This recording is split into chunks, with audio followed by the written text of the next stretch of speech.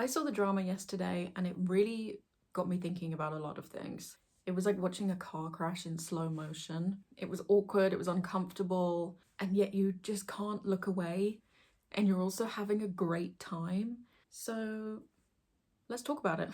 Welcome to the After Credits Corner, where every week I talk about a movie and I do my makeup at the same time.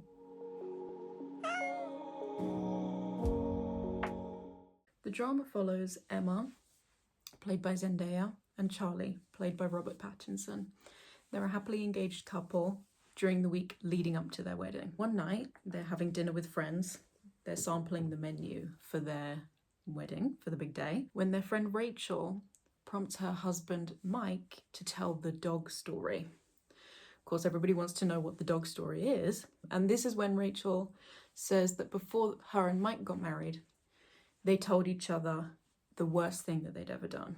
And of course, because everybody wants to know what the dog story is, they say, okay, you tell yours and I'll tell you mine. So one by one, they share their stories, the worst things that they've ever done, until it's Emma's turn. But what Emma shares turns their whole relationship upside down and brings a whole load of chaos to their wedding week.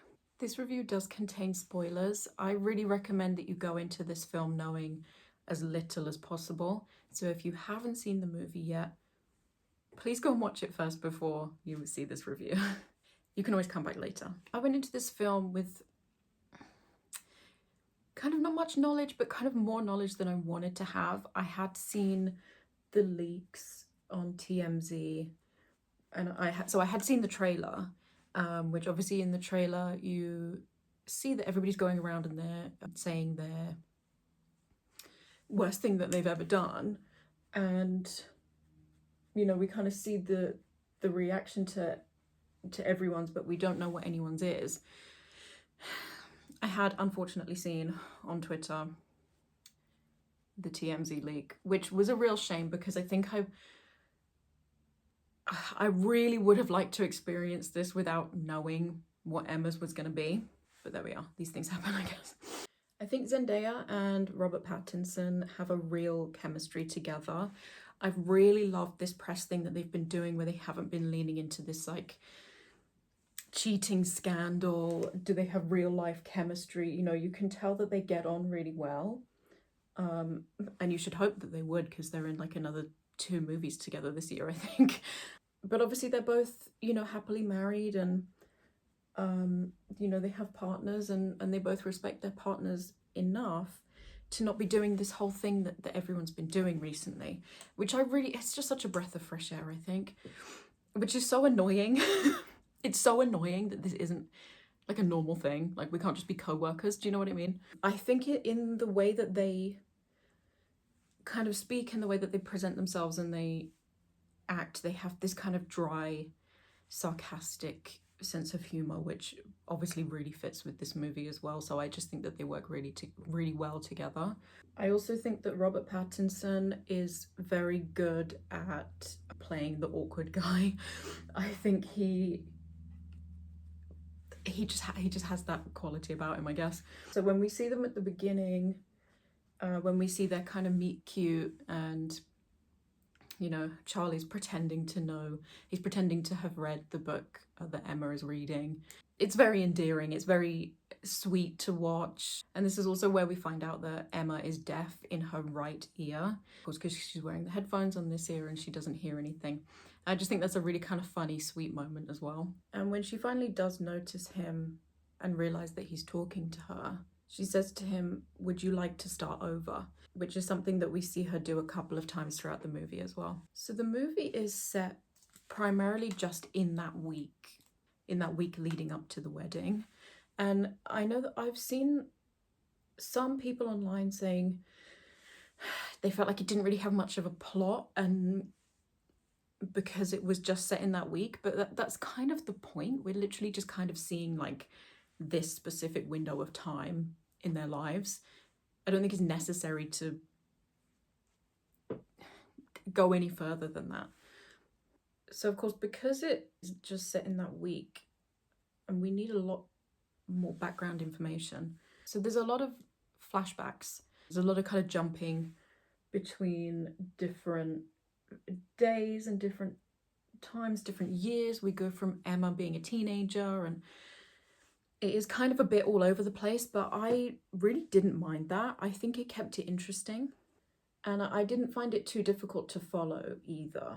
There are some moments where you have to, it kind of takes a second for you to realize kind of what, like, where we are, like we're jumping from one thing to the next, but it's not like you don't really lose anything from it. You're not sitting there like, I'm really confused, I don't know where we are. It just took me like a second to like readjust, if that makes sense. I think as well, I quite liked it because it did make it quite difficult for you to know or kind of realize where we are in the week. There's no like, we don't know what day it is. We never really know what day it is. I think the only time that you could properly kind of work out, okay, this was the day before, this was the day after, was when they were having the dinner. And then we know that it's the next day because they're crazy hungover and they're like, oh my God, we've got to meet with the photographer and all of this. Other than that, there's no, like, we don't know that it's Friday and they're getting married tomorrow. All we know is that they're getting married on Saturday, but we don't know what day it is when they say that. If that makes sense. Do you know what I mean? Which I quite liked that. I think that really adds to kind of the confusion and the chaos of it all. It all just blends into one day, pretty much. So of course we need to get into the main plot point. We need to get into the elephant in the room, shall we say. So at that dinner, the group go around and they say the worst thing that they've ever done. And they start with Mike, because Mike is the one with the dog story, which Rachel's the one that brings that up, which I think is quite telling of the type of person that she is. You know, they promised each other when they told each other these things that they would never mention it to anyone and that it would just be between them. And she just kind of really casually brings it up, like, oh, tell the dog story. So I think that says a lot about the type of person that she is. Basically, if you can't remember, Charlie's story is that there was a dog just kind of going crazy at his ex-girlfriend, and he like used her as a human shield while the dog was like trying to attack them and bite them, which is fairly bad. That's quite a bad thing. So then we have Rachel's story, which I'll get into how I feel about Rachel's story in a bit. Let's just start with what the story actually is. So Rachel, when she was younger, there was someone who lived on her street that wanted to show her. He had this kind of trailer or something. They're both kids. He had this like trailer or caravan, and he wanted to show her. And it was out in the woods. So they went together. And for some reason, she had the urge to lock him in a closet in the trailer. And she got scared because he was like banging on the door and wanting to be let out, obviously. And so she ran away, and she didn't tell anyone that he was in there, that he was stuck in there. And even later, when his dad came round and said, have you seen him? She said no. When there was a search party out, she never told anyone. And while she's telling this story, she's laughing, she's giggling, she's defending herself. Oh, I was so young, I was just scared, you know, like it's nothing. But I'll get further into that later. So then Charlie tells his story, which was that he was a bully. He was a cyber bully, and he bullied somebody so badly that they had to move away. And with all of these three stories, everyone's laughing. It's kind of an uncomfortable laugh, you know, like, oh, you really did a bad thing, but we're laughing. And, you know, they're able to brush it off as, you know, I was young, especially with Charlie. Mike even says to him, like, oh, you were 14, your brain's not even fully developed then. You know, basically just kind of giving everyone a free pass to have done something bad. And I think they're all bad things. I don't think anybody has something that's like, oh, that's really not that bad. Do you know what I mean? They've all done something that you're like, oh, I wouldn't want to know that my friend has done this. But then we get to Emma, and Emma explains that when she was 15, she planned a school shooting. She fully planned it out. She had the weapon and everything, and she was ready to go. Which, of course, freaks everyone out.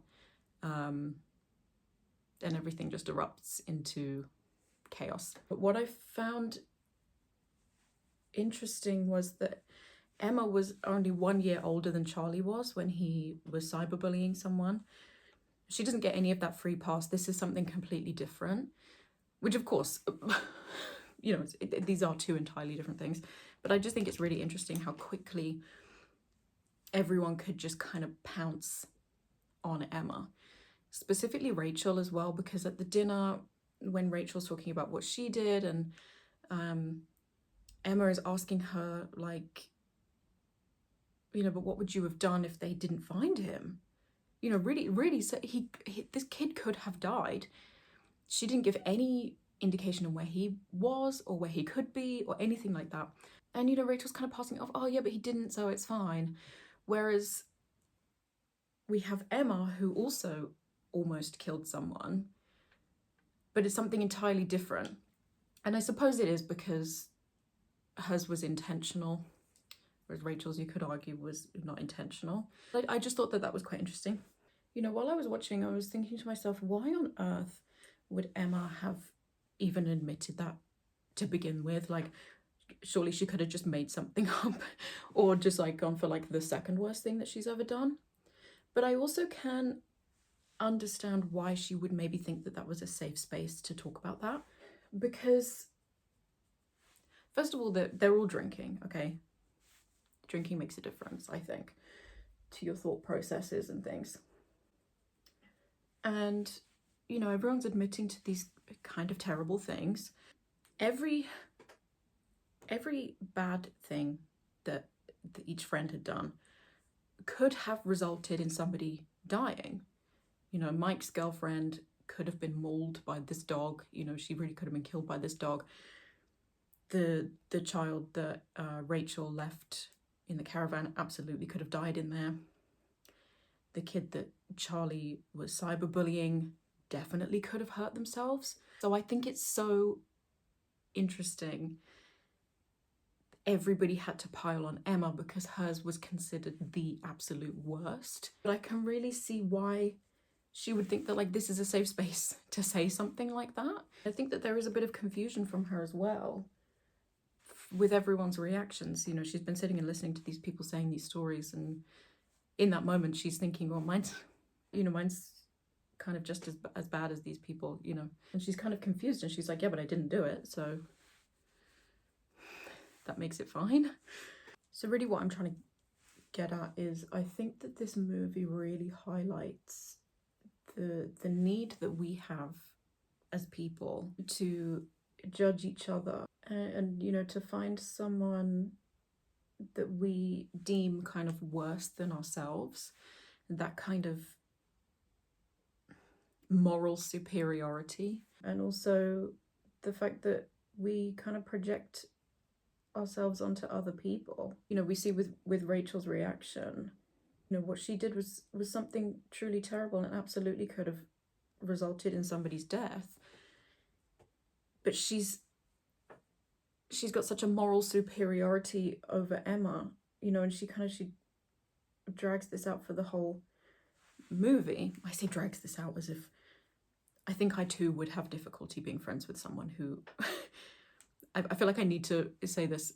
I would have difficulty being friends with someone who planned a school shooting, and that is and I think it's so interesting too how so many people hated Rachel after seeing this movie.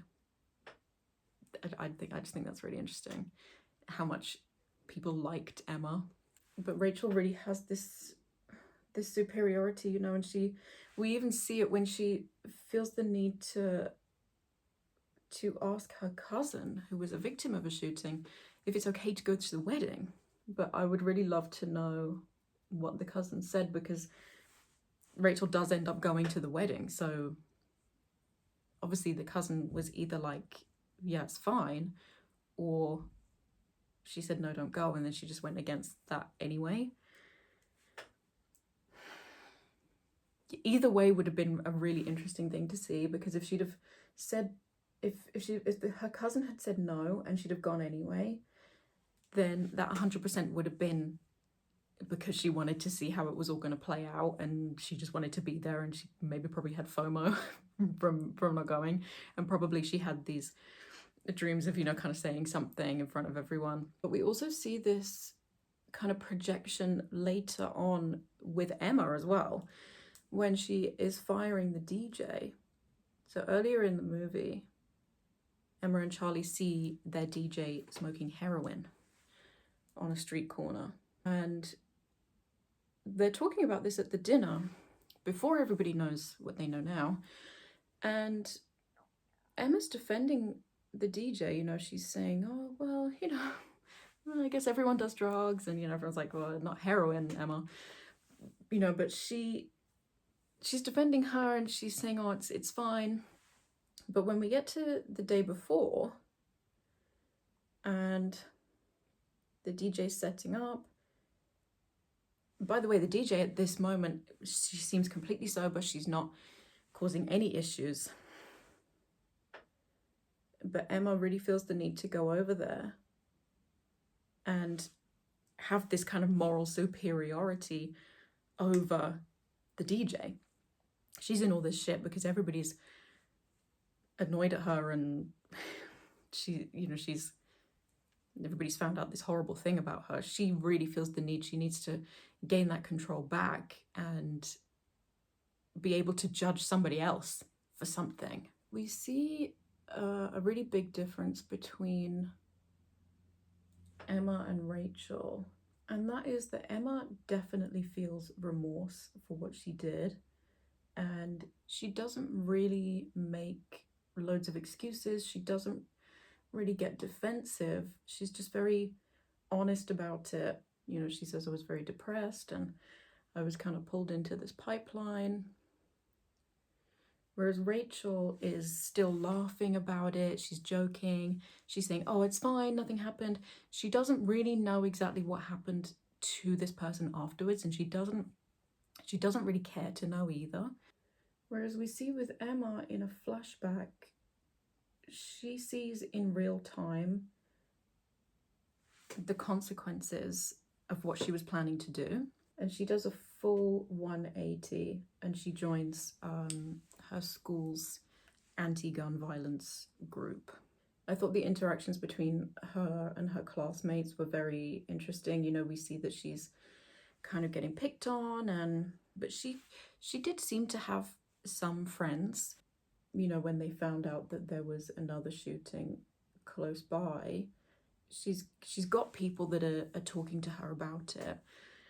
It's never really confirmed whether people knew that or kind of suspected that she might have been thinking about this, but I think the way that the girls in the playground look at her, like when they're talking about it, you know, I think that's quite telling. I think you can kind of read what you want from that. It's a bit ambiguous. Either maybe they have an idea, or maybe they're checking on her because they think that she's maybe quite affected by it. She's also approached by someone in her class because they spotted how much she knew about shooters, specifically female shooters.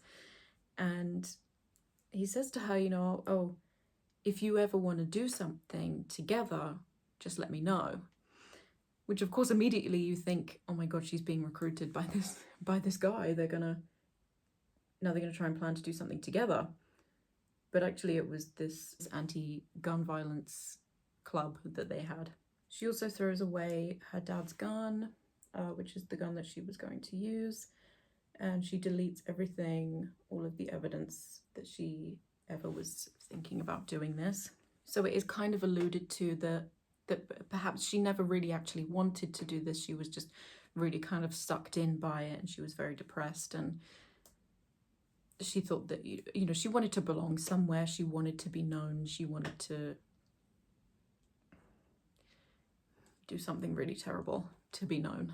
So Emma really shows somebody who is capable of change as well, and you know, she's really quite honest about what happened and how she was feeling, and she answers Charlie's questions. As much as she doesn't want to, she does do that. But Charlie, on the other hand, is still messing up right until the last minute, especially the part with his co-worker. He tries to kiss her, he tries to do more than that, and then he finally kind of wakes up and is like, oh my god, what am I doing? But he never mentions this to Emma. But of course it gets back to her on the wedding day. And he, you know, he's still trying to keep secrets after seeing exactly the consequences of keeping secrets and not being open with your partner and seeing, and, you know, laying everything on the table. He's still keeping secrets. He's still messing up. There's really this feeling as well of what we don't know can't hurt us. With the DJ, there would have been no issues at all if they hadn't seen her that day on the street corner. You know, with Emma's dad's speech, with him talking about her activism against gun violence, his gun going missing, that means something entirely different if you don't know. And you think, wow, what a great person, you know? I really think as well that our opinions of Emma would have changed massively if we knew what happened with that dog. There was a scene where she is aiming her gun at a dog. We don't know whose dog it is. The dog is never talked about ever again. No one ever mentions a dog. So I think if we knew that she had shot the dog, then I think our opinions would have been entirely different. You know, whereas if she hadn't, maybe we would think, yeah, you know, she really didn't have it in her to do this. So of course there is somewhat of a commentary on school shooters, or, well, shooters in general. No, I would probably say just school shooters. I found it quite interesting. I think I really feel like the movie kind of did the exact opposite of romanticizing them. If anything, it kind of made them a laughing stock, which I'm kind of feeling two ways about. I appreciate that they never made any jokes about victims. There was never anything funny about victims. It was purely just the perpetrators that they were making fun of. And, you know, really when you look at it, and when you're looking at someone who hasn't actually gone through with it, again, I think this would feel entirely different if Emma had actually gone through with it. And also it's so morally conflicting because literally the only reason that she didn't go through with it was that somebody got there before her. Someone already was shooting that day.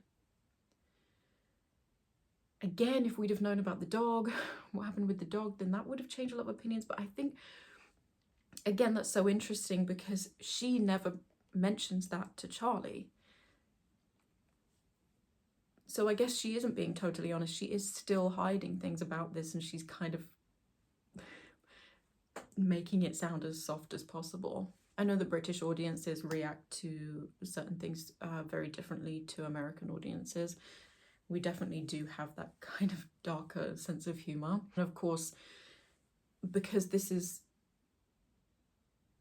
a subject that's much, much closer to home for people in the US, the reactions are going to be entirely different. But in my theatre, people were howling. They were laughing so much. I was thinking to myself, because I didn't see the genres. I didn't know that this was actually listed as a comedy. And I was quite relieved to see that it was actually listed as a comedy, because my theatre was laughing hard.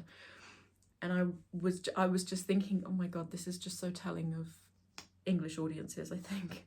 Yeah, they were really laughing. I mean, the photographer scene when she's sitting there saying, first I'm going to shoot your mom, then I'm going to shoot your dad, then your grandparents, then I'm going to shoot you, and then I'm going to shoot you, and then I'm going to shoot you both. People were laughing. They were cracking up. And also they were laughing at the scene where she's recording her final message, and the computer keeps coming up with the error signal. So yeah, I would definitely be so interested to hear how American audiences felt about the movie as a whole, but also like those specific scenes. But of course, for the more kind of disturbing scenes, you know, where she's practicing and she damages her ear, and when she's aiming at the dog, it was a complete silence. So I do think that there were moments where you do realize, you do kind of sit and think with it, like, oh, this is very real. I think overall, the feeling that I had when I left the cinema was that loving someone means loving the entire person, like literally everything about that person, the good and the bad. And in the end, Emma and Charlie have it all laid out on the table, and they still decide to work it out together. I enjoyed the ending. I think it was a satisfying close to the story. I really loved that Charlie put on the song that Emma always plays when he's in a bad mood, and that they both decided to go to the diner as well, not knowing that the other person was going to be there. So in the end, you really do see that they really love each other. I've seen a lot of people talking about they felt that it ended really abruptly. I do get that, but ultimately we're looking at just this week in their lives, and you know, it comes to the end at the end of their wedding night, and they decide, shall we start again? So really, I think it makes sense to end it there. I don't think that there was much more of this story that we needed. I don't think we needed the closure that they haven't had a happy marriage, or you know, ended up having kids or whatever, growing old together. I don't think that's really the purpose of this movie. Ultimately, I really enjoyed this movie as an insane what-if scenario. I thought the whole cast was fantastic. Everything felt so real and so natural. You know, you really feel every high and low. And I was really rooting for Charlie and Emma. And I think the rest of the theatre was as well, going by the sound of the gasps when he started making out with his co-worker. I will say, if you have a emetophobia, be careful, be warned. I think they puked like 3 times. I do think it was a bit unnecessary. I don't think we need to be throwing up that many times. The first time, I get it, it's a shock, it's kind of a natural end to a conversation. This conversation's going terribly, and she, you know, Emma's very drunk and she just throws up all over the table, you know, just making things 1,000 times worse. Okay. I don't know that we needed the other 2 times, personally. And this is coming from someone who, I do have a emetophobia, but I obviously don't have it as bad as some people, because I know some people have actually had to walk out of the theatre after seeing it. Did I possibly enjoy this movie more because I'm recently engaged and I'm starting to plan my wedding? Potentially. But I don't think that it would have skewed my opinion that much. Am I maybe a little bit biased because I love Zendaya and I love Robert Pattinson? Maybe. But I really genuinely think that they did a great job, and I really do think that they have that chemistry together. But all in all, I think this was a really enjoyable film, and I think I'm surprised at how much I enjoyed it, because when you're watching it, you're like, this is like, it's just like a total cringe fest, and you just want to like scream at the TV. But I really enjoyed it, and it's just something, you just can't look away from it, and you just, it's just crazy. It's just total craziness is what it is, just absolute insanity. I'd really love to hear your thoughts in the comments, what you thought of the movie. Do you think that Emma was capable of change and deserved to be loved, or do you think Charlie should have just run for the hills? And is it really as simple as good versus evil? Are we much more complex than that? Thank you so much for watching. Hope you enjoyed, and I will see you next time.